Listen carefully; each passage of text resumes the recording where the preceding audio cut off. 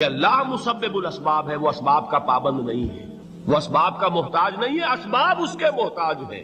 اگر یہ یقین ہے تو اللہ پر ایمان ہے، یہ نہیں ہے تو تمہارا ایمان اسباب پر ہے، وسائل پر ہے، ذرائع پر ہے، مادیات پر ہے، اللہ پر نہیں۔ اس وقت کہاں راستہ تھا؟ کوئی راستہ تھا؟ سمندر ہے اور ادھر سے لشکر آ گیا ہے۔ کلا ان معی ربی سیہدین۔ اب دیکھیے ایمان کہہ دینا آسان ہے، ہوا معکم اینما کنتم، جہاں کہیں بھی تم ہوتے ہو اللہ تمہارے ساتھ ہوتا ہے، لیکن اس کا یقین قائم ہو جائے تو زمین و آسمان کا فرق واقع ہو جائے۔ یہی بات ہوئی حضور کے ساتھ۔ غار ہے، چھپے ہوئے ہیں محمد رسول اللہ اور آپ کے وہ یار غار ابو بکر صدیق رضی اللہ تعالی عنہ۔ اقبال نے حضرت ابو بکر کی شان میں چند اشعار کہے صرف، لیکن واقعہ یہ ہے کہ بھاری بھاری نظموں پر اور قصیدوں پر بھاری، طویل ترین نظمیں اور قصیدے ہوں ان پر بھاری۔ ہمتیں ابو بکر کی ہمت جو ہے، کشت ملت را جو اب جیسے بارش سے کھیتی اپجتی ہے، ابو بکر کی ہمت اور عزیمت اس امت کو اسی طرح سینچنے والی ہے۔ ثانیے اسلام و غار و بدر و قبر،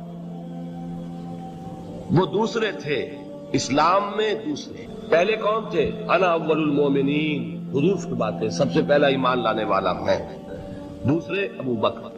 ویسے ہمارے ہاں یہ چلتا ہے اختلاف، حضرت علی پہلے ہیں کہ حضرت ابو بکر پہلے ہیں، لیکن اس میں بڑی خوبصورت تطبیق قائم کی ہے علماء نے اور بہت صحیح ہے۔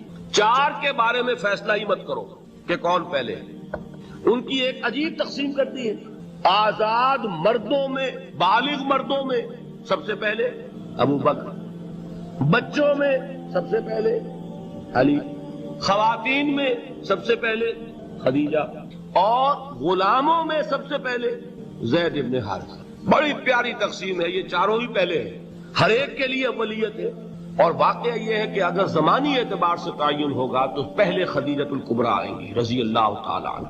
کسی اور سے بات کرنے کی نوبت بعد میں آ سکتی ہے، پہلے تو اہلیہ محترمہ سے بات ہوئی، آتے ہی پہلی وحی ہوئی ہے، ابھی تبلیغ کا حکم نہیں تھا۔ کس کو بتایا واقعہ؟ ابھی اپنی نبوت کی تبلیغ کا تو حکم ہی نہیں آیا۔ واقعہ کس کا ہے؟ وہ خدیجہ کا۔ جب کہا ہے کہ خشیت علی نفسی، مجھے اپنی جان کا اندیشہ ہے، تو کیا جواب دیا خدیجہ نے رضی اللہ تعالی عنہا؟ وہ صدیقۃ الکبریٰ ہے۔ صدیقات جو ہے خواتین، ان میں چوٹی پر خدیجۃ الکبریٰ ہے رضی اللہ تعالی عنہ، اور صدیق جو مرد ہیں ان میں صدیق اکبر ہے ابو بکر صدیق رضی اللہ تعالی عنہ، لیکن صدیقات میں چوٹی۔ جب حضور نے فرمایا خشیت علی نفسی، کیا فرمایا؟ کیا عرض کیا؟ کیسے تسلی دی؟ نہیں، اللہ آپ کو ضائع نہیں کرے گا، آپ غریبوں کے ہمدرد ہیں، آپ مساکین کے تکالیف رفع کرنے والے ہیں، آپ بیواؤں کی سرپرستی کرتے ہیں، آپ مسافروں کی خدمت کرتے ہیں، اللہ آپ کو ضائع نہیں کرے گا۔ یہ یقین ہے اس خاتون کے اندر۔ خیر وہ ایک علیحدہ بات ہو جائے گی۔ میرے دل پر حضرت خدیجہ رضی اللہ تعالی عنہ کی شخصیت کا بڑا گہرا نقش ہے، جو وہ کوئی اور ہی وقت اور موقع ہوا تو بیان ہوگا۔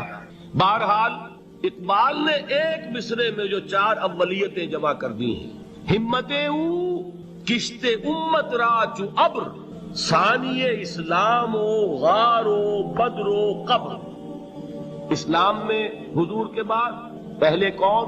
ابو بکر۔ غار میں حضور کے ساتھ کون؟ ابو بکر۔ بدر کی رات اللہ کا رسول سر بسجود، وہ جھاڑ، وہ گھاس پھوس کی جو جھوپڑی بنائی گئی تھی، اور وہاں تلوار ننگی لے کر پہرا دینے والا کون؟ ابو بکر۔ اور اس حجرہ عائشہ میں محمد کے بعد سب سے پہلے دفن ہونے والا کون؟ ابو بکر رضی اللہ تعالی عنہ صلی اللہ علیہ وسلم۔ وہ جو معاملہ میں سنا رہا تھا غار ثور کا، حضرت ابو بکر بھی حضور کے خیال سے لرز گئے ہیں۔ آپ کو یاد ہوگا کہ جا کر پہلے تمام جتنے سوراخ تھے انہیں بند کیا ہے، ایک سوراخ رہ گیا تھا جس کو بند کرنے کے لیے کوئی کپڑا نہیں تھا، وہاں اپنی ایڑی رکھی ہے، تب کہا ہے حضور سے تشریف لائیے، اور اپنے زانو پر حضور کو لٹایا ہے، اور وہاں کسی موذی جانور نے کاٹا ہے، حضور کی آنکھ لگ گئی تھی، اس وقت اس بل کے اندر جو بھی بچھو ہے کیا ہے واللہ عالم، اس نے کاٹا ہے۔ اس کی تکلیف کی وجہ سے ابو بکر کی آنکھوں سے آنسو ٹپک گئے، حضور کے چہرے مبارک پر پڑے ہیں، تو حضور جاگے ہیں، معاملہ کیا ہے؟ ایڑی نہیں ہٹائی وہاں سے، مبادا وہ جانور وہاں سے نکل کر محمد الرسول اللہ کو کوئی گزن پہنچا دے. ابو بکر کی ایڑی ہے، جس طرح چاہے کھا لے، ختم کر دے، جان نکل جائے تب کوئی آنچ آئے محمد پر تو آئے، لیکن جیتے جی نہیں. وہ ہے ابو بکر. حضور کے خیال سے اس وقت حضور نے پھر اپنا لعاب دہن لگایا ہے اور اس سے پھر آپ کی تکلیف ختم ہوئی. جیسے خیبر میں حضرت علی کی آنکھ دکھ رہی تھی، اس کو جو شفا حاصل ہوئی وہ بھی حضور کے لعاب دہن سے ہوئی. تو بہرحال اس وقت انہوں نے کہا ہے کہ اے نبی یا رسول اللہ، اگر اس وقت ان میں سے کسی نے غیر ارادی طور پر بھی اپنے قدموں کی طرف جھانک لیا تو پکڑے جائے گا. کیا جواب تھا اللہ کے رسول کا؟ لا تحزن ان اللہ معنا. اللہ ہمارے ساتھ سے کیوں گھبراتے ہو ابو بکر؟ یہ ہے ایمان باللہ. میرا مالک اللہ، میرا رازق اللہ، میرا محافظ اللہ، میرا مددگار اللہ، میرا پشت پناہ اللہ، میرا دوست اللہ. یہ دوستی ہے اللہ کی جو لب لباب ہے، حاصل ہے ایمان کا. اسی کا نام ولایت ہے. اولیاء اللہ کے سروں پر سینگ نہیں ہوتے. جس کے دل میں ایمان راسخ ہو چکا ہو وہی اللہ کا ولی ہے. جسے اللہ پر یقین ہو چکا ہے وہی اللہ کا ولی ہے. جسے یقین ہے اللہ میرے ساتھ ہے، میرا مددگار، میرا پشت پناہ، میرا ساتھی، میرا دوست، میرا محبوب، میرا محب. اللہ اہل ایمان سے محبت کرتا ہے. واللہ یحب الصادقین. ان اللہ یحب الذین یقاتلون فی سبیلہ صفا کانہم بنیان مرصوص. اللہ محبت کرنے والا، اہل ایمان محبوب، اور اہل ایمان محبت کرنے والے اللہ محبوب. والذین آمنوا اشد حبا للہ. آپ تصور کیجئے جسے یہ رشتہ ایمان یا رشتہ ولایت حاصل ہو جائے، الا ان اولیاء اللہ لا خوف علیہم ولا هم یحزنون. آگاہ ہو جاؤ، اللہ کے دوستوں کے لیے نہ کوئی خوف ہے نہ کوئی حزن ہے. اور میں بیان کر چکا تھا خوف اور حزن کے خاتمے ہی کا نام امن ہے. زوال خوف، زوال حزن. یہ خوف اور حزن کیوں آتے ہیں بار بار؟ اللہ تخافوا ولا تحزنوا، دونوں آ گئے. الا ان اولیاء اللہ لا خوف علیہم ولا هم یحزنون، پھر وہی دو. وہ کیوں ہے؟ خوف ہوتا ہے کسی مستقبل کی بات کا، یہ نہ ہو جائے، وہ نہ ہو جائے، یہ نقصان نہ پہنچ جائے، یہ تکلیف نہ ہو، یہ غضب نہ آ جائے. خوف ہے مستقبل سے. حزن ہے یہ کیوں ہوا، یہ نہیں ہونا چاہیے تھا، یہ میرا فلاں چیز میرے ہاتھ سے جاتی رہی ہے، فلاں موقع نکل گیا، اب بیٹھے ہوئے ہیں اندر ہی اندر کوڑ رہے ہیں، صدمہ ہے اور رنج ہے. اور جو اللہ پر ایمان رکھتا ہے وہ جانتا ہے ما اصاب من مصیبت فی الارض ولا فی انفسکم الا فی کتاب من قبل ان نبرأها ان ذلک علی اللہ یسیر لکی لا تعصوا علی ما فاتکم ولا تفرحوا بما آتاکم واللہ لا یحب کل مختال فخور. اس زمین میں یا تمہاری جانوں میں کوئی تکلیف، کوئی مصیبت نہیں آ سکتی سوائے اس کے کہ جو اللہ نے لکھ دی ہو اس سے پہلے کہ وہ ظاہر ہو. جس کو یہ حقیقت معلوم ہو گئی اس کو یہ طرز عمل اختیار کرنا چاہیے. جو چیز چھن جائے، جاتی رہے، چھوٹ جائے، اس پر افسوس نہ کرو. کس نے چھینی؟ دوست نے. دوست کے فیصلے پر شکایت. دوستی کو بٹا لگا رہے ہو. سرے تسلیم خم ہے جو مزاج یار میں آئے. اگر دوستی ہے تو پھر تو تمہیں گردن جھکانی چاہیے کہ ہر کے ساقی ماریخ عین الطاف، جو بھی میرا ساقی میرے پیالے میں ڈال دے اس کا کرم ہے. جو اس کی طرف سے آئے اس پر کوئی رنج نہیں، کوئی صدمہ نہیں، کوئی غم نہیں، کوئی شکایت نہیں، کوئی شکوہ نہیں. اور جو ہوگا وہ اس کے اذن کے بغیر نہیں ہوگا، اور اس کا اذن ہوگا تو یقیناً میرے لیے خیر ہی خیر ہے. چاہے وہ ناگوار شے ہو، بظاہر مجھے اچھی نہ لگ رہی ہو، میری شارٹ سائٹڈنس میں مجھے وہ نظر آ رہی ہے کہ میرے لیے بری ہے، لیکن قرآن نے کہا ہے عسیٰ ان تکرہوا شیئا وہو خیر لکم وعسیٰ ان تحبوا شیئا وہو شر لکم واللہ یعلم وانتم لا تعلمون. ہو سکتا ہے تم کسی چیز کو ناپسند کرو درحال ہے کہ اسی میں تمہارا خیر ہو، اور ہو سکتا ہے تم کسی چیز کو پسند کرو درحال ہے کہ اس میں تمہارا شر ہو. اللہ جانتا ہے، تم نہیں جانتے. جب مجھے یہ بات معلوم ہو گئی میں نے اپنا معاملہ اللہ کے حوالے کیا. سپردم بے تو مایا خیش را تو دانی حساب کم و بیش را. اے رب جو تو چاہتا ہے وہ ہو، تیرے علم میں جو شے میرے لیے خیر ہے وہ ہو جائے. میری کوئی پسند نہیں، میری کوئی چاہت نہیں. یہ ہے راضی برضائے رب. اکبر الہآبادی نے اسے کہا ہے رضائے حق پہ راضی رہ. یہ حرف آرزو کیسا؟ خدا خالق، خدا مالک، خدا کا حکم تو کیسا؟ جب میں آ گیا بیچ میں، میری پسند، میری مرضی، میری خواہش، میری چاہت، یہی تو شرک ہے۔ ما شاء اللہ کان وما لم یشاء لم یکن، جو اللہ نے چاہا وہ ہوا، جو اس نے نہیں چاہا نہیں ہوا۔ اختیار اس کا ہے، میرا تو نہیں۔ رضائے حق پہ راضی رہے، یہ حرف آرزو کیسا؟ خدا خالق، خدا مالک، خدا کا حکم تو کیسا؟ اقبال نے اسے کہا ہے فارسی میں، اب آپ کہیں اس کا ترجمہ بھی کرو تو وہ مجھے ذرا اس وقت کچھ بہت ہی بدذوقی کسی بات نظر آئے گی۔ جائیے پوچھئے کسی سے جسے فارسی آتی ہو۔ برو کشید ز پیچا کے ہست و بود مرا، چوک دہا کے مقام رضا کشود مرا۔ مجھے تو تمام پیچ و خم سے نکال دیا اس مقام رضا نے۔ میں راضی برضائے رب ہوں، جو فیصلہ اس کا میں اس پر راضی۔ تو کہاں کا حزن اور کس کا خوف؟ یہی زوال حزن اور زوال خوف، یہی ہے امن، یہ نتیجہ ہے ایمان کا۔ تو جان لیجئے یہ ہے لب لباب، یہ ہے حاصل ایمان کا۔ یہ ہے تو ایمان ہے، یہ نہیں ہے تو ایمان نہیں۔ اب یہ نوٹ کر لیجئے، ہدایت و ضلالت اس دنیا میں جو مختلف حالتیں انسان پر طاری ہوتی ہیں، یا نعمتوں کی بارش ہو رہی ہے، یا تنگی ہے، فقر ہے، احتیاج، دنیاوی حیثیت ہے، وجاہت ہے، یا دنیا میں گمنامی ہے، کسنوی پرست کے بھیا کیستی، کوئی آپ کا حال ہی نہیں پوچھ رہا کہ تم ہو کون، تمہارے منہ میں کتنے دانت، یا یہ کہ دنیا میں اقتدار کہ کسی مسند پر انسان بیٹھا ہے، یا یہ کہ کوئی اس کے ہاتھ میں اختیار نہیں۔ یہ تمام جو حالات انسان پر طاری ہوتے ہیں، ان کے جواب میں جو طرز عمل فکری اعتبار سے اور عملاً انسان اختیار کرتا ہے، اس کے 4 درجے ہیں۔ پہلا درجہ ہے انتہائی گمراہی، ضل ضلالا بعیدا۔ وہ کیا ہے؟ اگر عزت ہوئی، نعمتیں ملی، فلاں دیوی یا دیوتا کی نگاہ کرم ہے، اس کی کرپا سے یہ ہو گیا۔ اور اگر کوئی تکلیف آ گئی، مصیبت آ گئی، معلوم ہوتا ہے کہ فلاں دیوی یا دیوتا ہم سے ناراض ہو گئے، یہ کالی دیوی کی طرف سے کوئی مصیبت آ گئی ہے، یا یہ کہ یہ لکشمی دیوی کی نگاہ کرم ہے کہ ہمیں دولت مل گئی ہے۔ یہ تو ہے شرک۔ شرک ہونے کے اعتبار سے یہ ہے ضل ضلالا بعیدا، انتہائی پستی۔ اس پستی سے اوپر آئیں گے تو توحید کی پہلی منزل ہے۔ عزت دی اللہ نے دی، اگر کوئی تنگی آ گئی، فقر، تکلیف، کوئی ذلت، رسوائی، یہ بھی اللہ کی طرف سے۔ ایک اعتبار سے تو انسان ہدایت پر آ گیا، بڑی گہرائی تھی اس گندگی کی اور اس خباثت کی جو شرک جس کا نام ہے، اس سے انسان نکل آیا، نجاست سے۔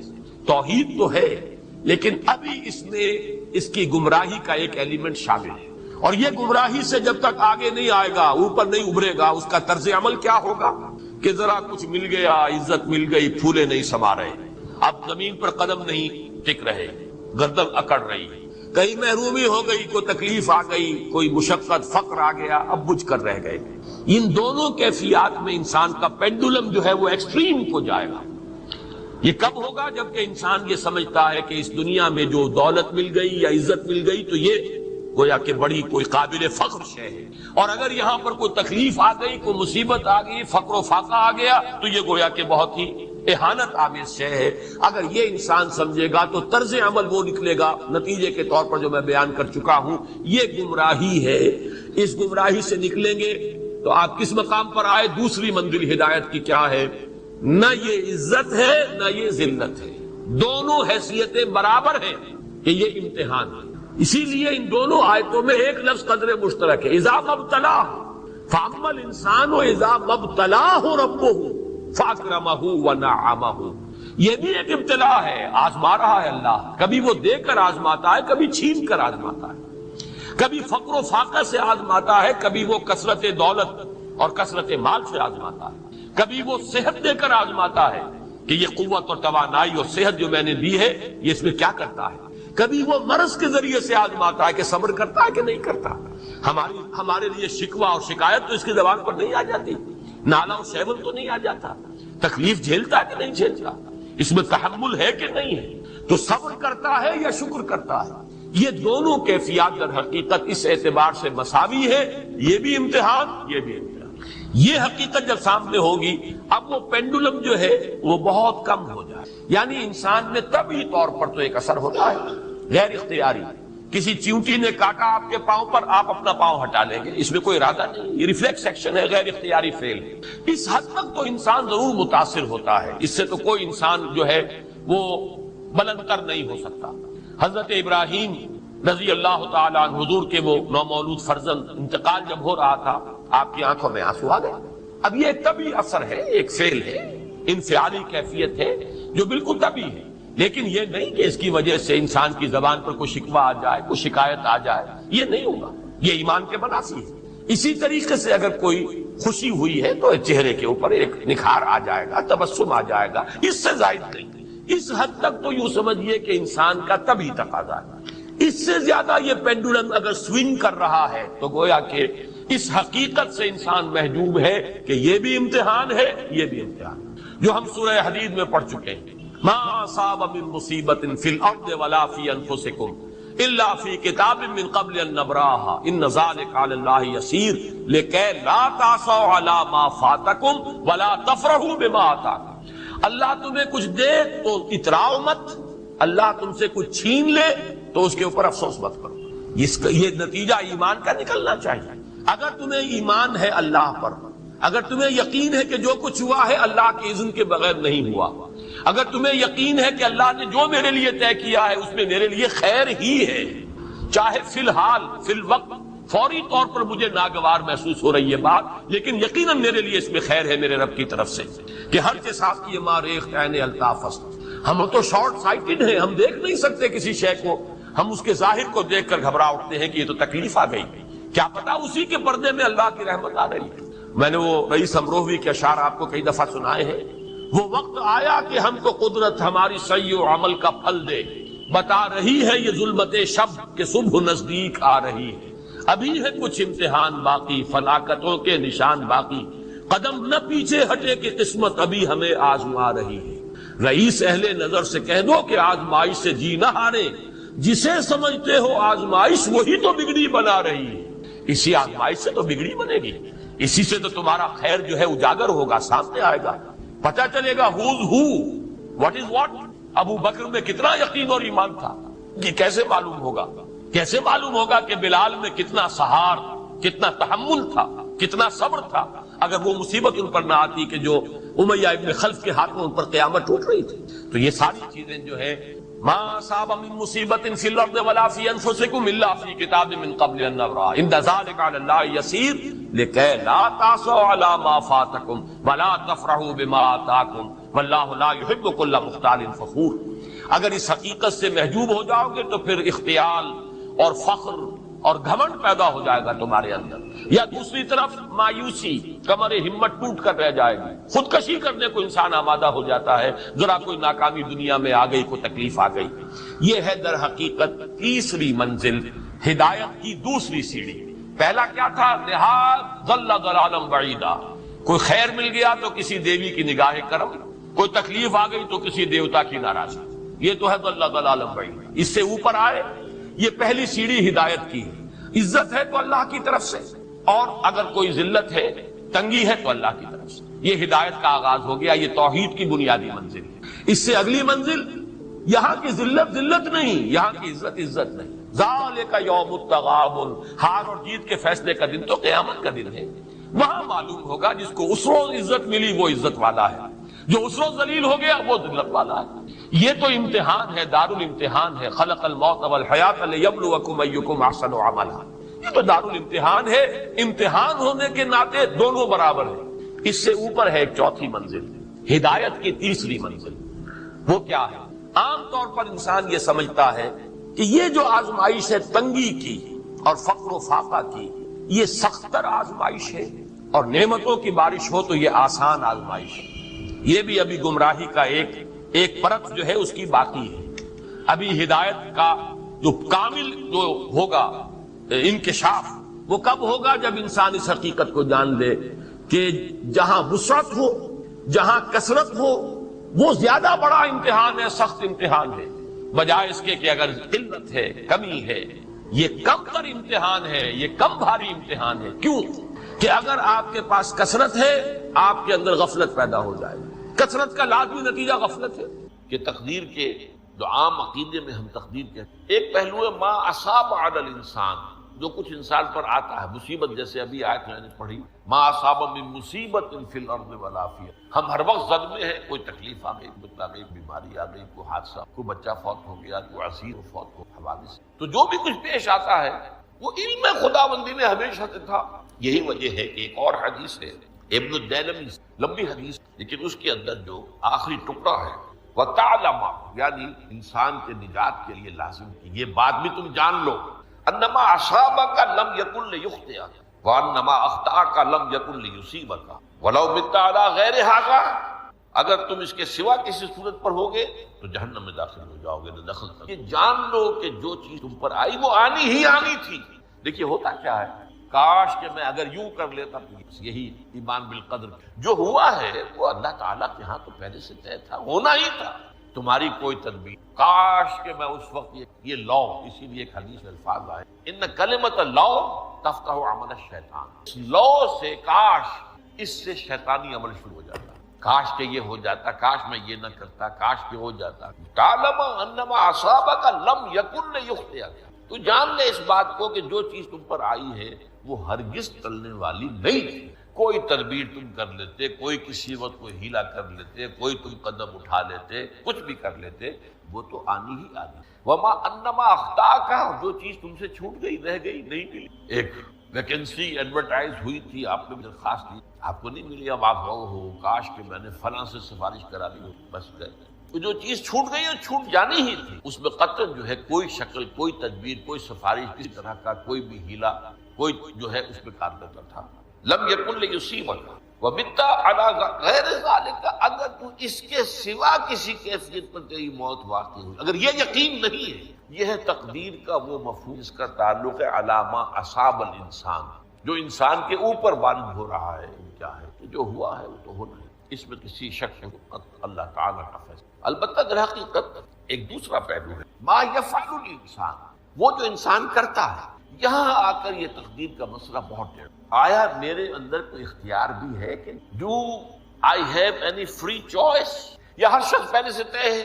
تقدیر کا ایک عام مفہوم ہے اور اس میں بعض روایات بھی تائید کرتی ہیں، ہر چیز پہلے سے. اور یہ جو حدیث ہم نے ابھی پڑھی یہ گویا کہ اس کی ایک مثال ہے کہ وہ جو لکھ دیا گیا تھا، فرشتے نے لکھ دیا تھا، رحم مادر میں لکھ دیا تھا، شقی و سعید، یہ بدبخت ہے یا سعادت مند. تو ایک شخص پوری عمر نیکی کے کام کرتا رہا، آخری وقت میں آ کر کوئی ایسا حادثہ پیش آ گیا کہ وہ اہل جہنم کے سے کام شروع کر دی، اور یا ایک شخص ساری عمر جو ہے جہنمیوں کے سے کام کرتا ہے، آخری وقت میں آ کر کوئی ایسی توفیق نہیں، کچھ ایسا معاملہ ہو گیا، توبہ کر لی، اس نے جو ہے اہل جنت میں سے اعمال شروع. تو یہ جو ہے علامہ اصابک کا علیحدہ بات ہے، اور علامہ یفعل الانسان، انسان کیا کرتا ہے اس قدرت کی. اور یہ ہمارے ہاں فلسفے کا بڑا مشکل ہے، اسی کا نام ہے جبر و قدر. ہمارے اسلاف میں بھی کچھ لوگ ایسے ہیں متکلمین میں، دیکھیے ہمارے ہاں ایک وہ لوگ ہیں کہ اس پر قناعت کرتے ہیں جو اللہ نے کہہ دیا اور اس سے آگے ہم نکالیں، وہ محفوظ راستے. لیکن بہرحال انسان کو اللہ نے ایک عقل، اور یہ عقل سوالات اٹھاتی ہے، اور جو زیادہ ذہین انسان ہوتے ہیں ان کی یہ مصیبت زیادہ ہوتی ہے، لہٰذا وہ تو سوچتے ہیں، غور و فکر بات سمجھ. اس میں اب ہمارے ہاں دو طبقے ہوئے، جبریہ قدریہ. ایک نقطہ نظر یہ ہے کہ انسان مجبور محض، کوئی اختیار نہیں، اور ایک یہ ہے کہ انسان قادر مطلق ہے، جو چاہتا ہے اپنے فیصلے میں مختار مطلق ہے، وہ فیصلہ کرتا ہے. انہیں قدریہ کیا، تو جبریہ اور قدریہ ان کے ہمارے ہیں. یہ وہی تقدیر کا مسئلہ نے کہا تھا، بحثوں میں آ کر الجھ جاتا، آج تک حل نہیں ہوا، حل ہو سکتا ہی نہیں. اب اس کے ضمن میں علامہ اقبال کا ایک شعر آپ کو، وہ بہت اچھا لگتا ہے، بہت خوبصورت ہے شعر ہونے کے. تقدیر کے پابند جمادات و نباتات، مومن صرف اللہ کے احکام کا پابند. اس میں انسان پابندی کی نہیں، وہ صرف پابند ہے اللہ کے احکام کا. نتیجے کے اعتبار سے تو جو یہ شعر کہہ رہا ہے جو بات وہ صحیح ہے، پابندی اصل احکام کا. لیکن یہ کہ تقدیر پابندی انسان بھی اتنا آزاد ہے، یہ سمجھ لینا کہ یہ جمادات و نباتات ہی کا معاملہ ہے، یہ مبالغہ. ظاہر بات ہے کہ شاعر جو ہے، شاعر مبالغے سے بچ نہیں سکتا.